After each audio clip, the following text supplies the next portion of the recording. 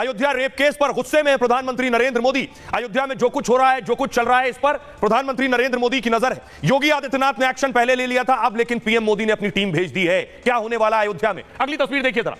आखिर पीएम मोदी ने साफ कर दिया है कि पीड़िता को इंसाफ मिले और दोषी को सजा मिले। योगी इस एक्शन में लग गए हैं। उसकी तस्वीर आपको दिखाऊंगा कि बुलडोजर चल गया।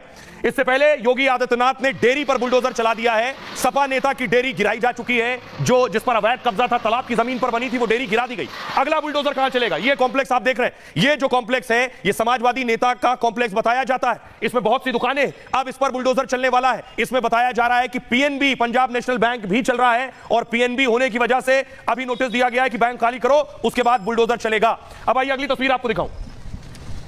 यह तस्वीर मैं दिखाने जा रहा हूं, उससे पहले सुनिए जरा प्रधानमंत्री नरेंद्र मोदी ने जो टीम भेजी है, वो टीम क्या कह रही, सुनिए। परिवार से हैं, आपके समाज से हैं। मैं नरेंद्र कश्यप, मंत्री सरकार में हम तीनों लोग आपके परिवार से हैं, आपके समाज से हैं। प्रधानमंत्री जी ने, गृह मंत्री जी ने, राष्ट्रपति जी ने हम सबकी ड्यूटी लगाई थी आपसे मिलने की, जी आपके ग्रुप में शामिल होने की। प्रधानमंत्री जी ने, गृह मंत्री जी ने, राष्ट्रपति जी ने हम सबकी ड्यूटी लगाई थी आपसे मिलने की, जी आपके ग्रुप में शामिल होने की। डरने की जरूरत नहीं है। धमकी देते हैं, अभी भी धमकी दे रहे हैं जी। चिंता न करो, आपका कोई बाल बांका नहीं करेगा। पूरी भाजपा की सरकार, हम सब आपके साथ। मैं नरेंद्र। अब आपको दिखाऊं, प्रधानमंत्री ने जो टीम भेजी, उसने जाकर कहा कि पीएम मोदी ने हमें भेजा है। पीड़िता कह रही है कि उसकी जान को खतरा है। उसकी मां कह रही है कि वो लोग हमें मार डालेंगे। सुनिए।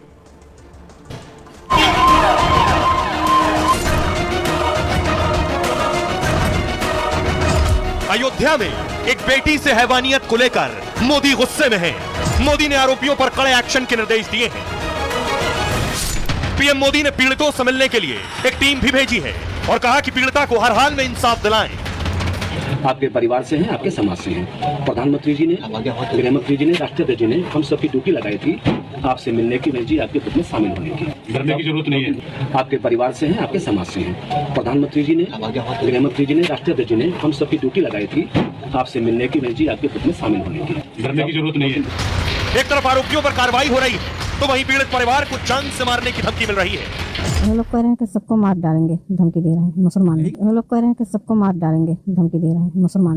लेकिन मोदी और योगी ने साफ कर दिया है कि आरोपी कोई भी हो, बख्शे न जाएं। 12 साल की बच्ची के साथ दरिंदगी करने वालों पर ताबड़तोड़ एक्शन हो रहा है। एक दुकान पर बुलडोजर चल चुका है और दूसरे की बारी है।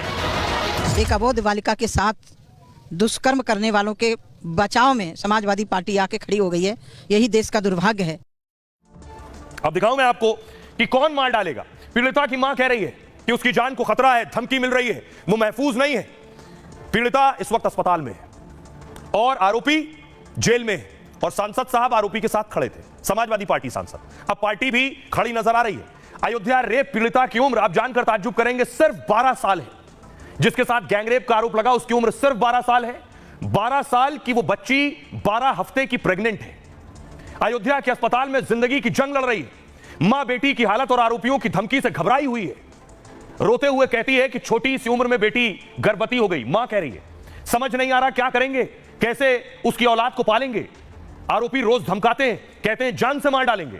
पहले कहा था 2000 रुपए लो और बेटी का गर्भपात करा दो। हमने मना किया तो कहा कि बेटी के टुकड़े टुकड़े करवा दूंगा। आरोपियों पर कड़ा एक्शन हो, उन्हें फांसी की सजा दी जाए। योगी के कड़े रुख के बाद लड़की को, पीड़िता को प्राइवेट वार्ड में शिफ्ट किया गया, लेकिन उसकी आप बीती सुनकर ही किसी की भी रूह कांप उठे। पूरा कलंदर गांव की लड़की खेतों में मजदूरी करती थी। एक दिन सपा नेता और उसके नौकर ने उसके साथ दरिंदगी की।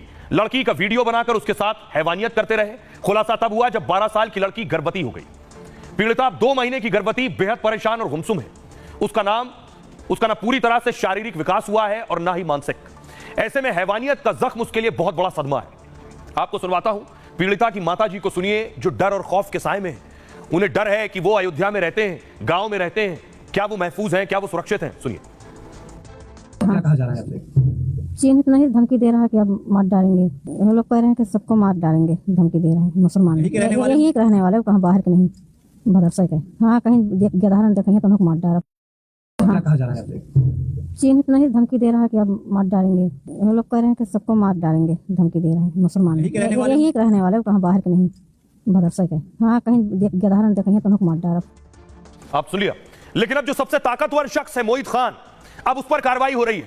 मोहित के दूसरी संपत्तियों पर एक्शन शुरू हो गया है। ये मैंने आपको दिखाया, ये वो कॉम्प्लेक्स है, नीचे आप पीएनबी भी देख रहे हैं। बताया जा रहा है नीचे बैंक है, बैंक चल रहा था इसलिए अभी गिराया नहीं गया, बैंक को नोटिस दिया गया है। लेकिन संपत्ति देखिए, एक संपत्ति में बैंक चल रहा है, अगली संपत्ति देखिए, एक संपत्ति में पुलिस चौकी चल रही है और कुल संपत्ति 50 करोड़ रुपए की है। देखिए पूरी संपत्ति का ब्यौरा मैं दे रहा हूं आपको, कैसे जुटाई 50 करोड़ रुपए की संपत्ति, कहां से आया ये कॉम्प्लेक्स जो आप देख रहे हैं। ऐसे कॉम्प्लेक्स कई हैं इसके पास, सब पर चलना है योगी का बुलडोजर। अयोध्या रेप का आरोपी मोहित खान बहुत रसूखदार है, 50 करोड़ से ज्यादा की संपत्ति है उसके पास, कई शॉपिंग कॉम्प्लेक्स, आलीशान घर और काफी जमीन है। उसका रसूख इतना था कि उसके घर में पुलिस चौकी चल रही थी। कई अफसर मोहित पर सीधे, कोई अफसर हिम्मत नहीं कर रहा था इसके खिलाफ एक्शन लेने के लिए, क्योंकि सांसद जी का हाथ था, सांसद जी का राइट हैंड है। मोहित ने संपत्ति और रसूख 1-2 साल में खड़ी नहीं की है, पिछले 20 सालों में वो समाजवादी पार्टी का वफादार रहा। दूसरी क्लास तक पढ़ाई की है मोहित, पहले प्रॉपर्टी का काम किया करता था, जमीन जायदाद के साथ वो लोकल राजनीति करने लगा। मुस्लिम समुदाय में मोहित की अच्छी पकड़ थी, अब मुस्लिम समाज में अच्छी पकड़ तो चुनाव के वक्त उसकी पहुंच और पूछ अपने आप बढ़ जाती थी।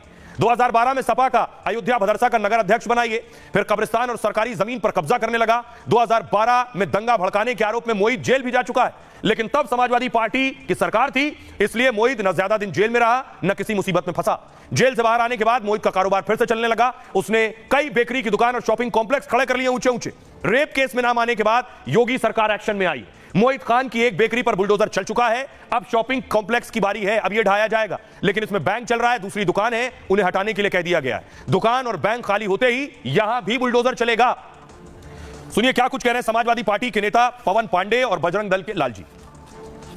अगर उस बच्ची से मिले होंगे 2 महीना, 2.5 महीना, 3 महीना, 4 महीना, साल भर में, तो लोकेशन ट्रेस होगी ना, दोनों की एक साथ लोकेशन आएगी। डीएनए टेस्ट करा लिया जाए, समाजवादी पार्टी मांग करी डीएनए टेस्ट करा लो, नार्को टेस्ट कराइए। और अगर मोहित के सारे साक्ष्य प्रमाण मिल रहे हैं तो मैं न्यायालय से मांग करता हूं, सरकार से मांग करता हूं, कठोर से कठोर सजा दिलाई जाए कि नजीर बन जाए। पता तो लगे कि क्या हो रहा है, राजनीति हो रही है कि परिवार के न्याय की लड़ाई हो रही है, ये तथ्य सामने आना चाहिए। तमाम इसके पास अभी जो है बड़े रसूखदार व्यक्ति था और इसके पास तमाम विदेशी फंडिंग भी आती थी, और जो है जिससे इसने अभी इस नगर पंचायत के अंतर्गत बहुत बड़ी प्रॉपर्टी खड़ी कर रखी है और उन सभी प्रॉपर्टियों की जांच कर बैंक खातों के आदान प्रदान का जांच करके उसको भी सीज करने की आवश्यकता है। आइए अब आपको बताता हूं कि आखिर मोहित का परिवार क्या कह रहा है। मीडिया रिपोर्ट्स में मोहित का परिवार बात कर रहा है। मोहित की पत्नी कह रही है मेरे पति को झूठा फंसाया गया, चाहे तो मेरे पति का डीएनए टेस्ट करवा ले। हमारी दुकान में राजू खान काम करता था, राजू की ही उससे पहचान थी। मोहित की बेटी कह रही है जिसका कसूर हो उसे अरेस्ट किया जाए, लेकिन इस मामले में राजनीति ना की जाए। पापा का डीएनए और पीड़िता का डीएनए टेस्ट करा ले, सच का सच और झूठ का झूठ सामने आ जाएगा। इस आरोप के बाद से हमारे बच्चे स्कूल नहीं जा पा रहे। मोहित का बेटा कह रहा है कि पीड़िता राजनीतिक दबाव में आकर बोल रही है, यह सब राजनीतिक साजिश की वजह से हुआ क्योंकि बीजेपी यहां से मेयर और लोकसभा चुनाव हार गई है। मोहित के भतीजे का कहना है हम खुद पीड़िता की मदद को तैयार हैं, लेकिन परिवार को बेवजह घसीटा जा रहा है। आइए अब आपको सुनवाता हूं, सुनिए जरा रेप का आरोपी मोहित जो जेल में, उसका बेटा क्या कह रहा है। घटना घटी, लड़की आरोप पिता पे भी लगा रही है, राजू पे तो लगा ही रही है, आपके पिता पे भी लगा रही है। वो दबाव में लड़की चाहे जो बात बोल दे, जब उसके पास जो है कुछ लोग हैं वो विपक्ष वाले। प्रेग्नेंट हो गई, दबाव कैसे हुआ, शारीरिक तौर पे प्रेग्नेंट है, छोटी बच्ची है। अभी उसकी जांच भी होगी ना, अब जांच होगी तो पता चल जाएगा। बस न्यायालय पे भरोसा है, बस कुछ नहीं करना है। अब आपने सुन लिया बेटे को क्या कह रहा है बेटा, लेकिन दूसरी तरफ देखिए इस पर सियासत भी हो रही है। डीएनए परिवार चिल्ला रहा है और डीएनए इधर से भी आवाज आ रही है। उपचुनाव भी है अयोध्या में, तो देखिए अब डीएनए की कहानी है क्या, क्यों ये डीएनए हो रहा है। अखिलेश यादव कह रहे हैं बालिका की रक्षा की जिम्मेदारी सरकार की है, न्यायालय मामले का स्वतः संज्ञान ले, अपनी देखरेख में पीड़िता की सुरक्षा सुनिश्चित करे, डीएनए टेस्ट से इंसाफ का रास्ता निकले। देखिए केशव प्रसाद मौर्य क्या कह रहे हैं। केशव मौर्य कह रहे हैं निषाद समाज की पीड़ित बेटी के मामले में अब पीडीए कहां है, अब न्यायालय की बात कर आप गुमराह ना करें, आपको वोट बैंक के नाराज होने की चिंता है।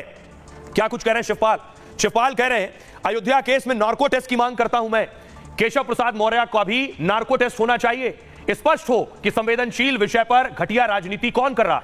क्या कुछ कह रही है मायावती, उनका कहना है कि सपा की आरोपियों के डीएनए टेस्ट की मांग को क्या समझा जाए। सपा की सरकार में कितने आरोपियों के डीएनए टेस्ट हुए। संजय कुमार कह रहे हैं समाजवादी पार्टी और सपा के नेता निषाद विरोधी हैं, जब सपा सरकार थी तो ना कोई डीएनए ना कोई नार्को टेस्ट कराया गया, यादव समाज से पीड़िता होती तो भी क्या सपा इसी तरह से करती। अफजाल अंसारी कह रहे हैं आरोपी मोहित खान का अयोध्या सांसद से लिंक, अयोध्या में उपचुनाव होने वाले हैं इसलिए बीजेपी इसको मुद्दा बना रही है ताकि उसको इससे फायदा मिल सके।